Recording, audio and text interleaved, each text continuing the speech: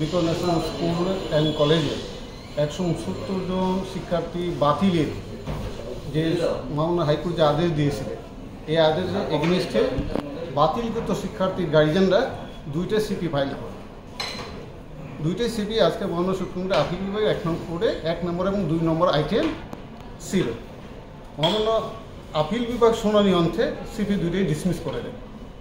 ফলে কি হলো? পরে এখন হলো যে যারা 170 জন ভর্তি বাতিল করে দিল এই বিকাশ ন্যাশনাল স্কুল অ্যান্ড কলেজ, এই ভর্তি বাতিলই থেকে যাবে, তবে ওয়ার্কিং লিস্ট থেকে 170 জন ভর্তি করার সুযোগ পাবে। কিন্তু বর্তমানে কি অবস্থা? অনেকদিন তো হয়ে গেল।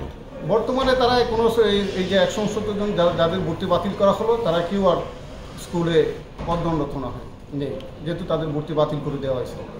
ওইগুলো কি ব্যাকেন্ড আছে না কোনো ভর্তি হয়েছে এর মধ্যে? এর মধ্যে কোনো ভর্তি হয় নাই। 169 জন ওয়েটিং লিস্ট থেকে প্রথম অপেক্ষমান তালিকা থেকে সিরিয়াল অনুসারে আইন অনুসারে ভর্তি করানো হয়। যারা ওয়েটিং লিস্ট থেকে মামলা করছে তারা অফিসের সাথে যোগাযোগ করতেছে, স্কুলের সাথে যোগাযোগ করতেছে ভর্তি হওয়ার জন্য, এবং তারাই সকলেই ভর্তি হওয়ার জন্য ইচ্ছুক।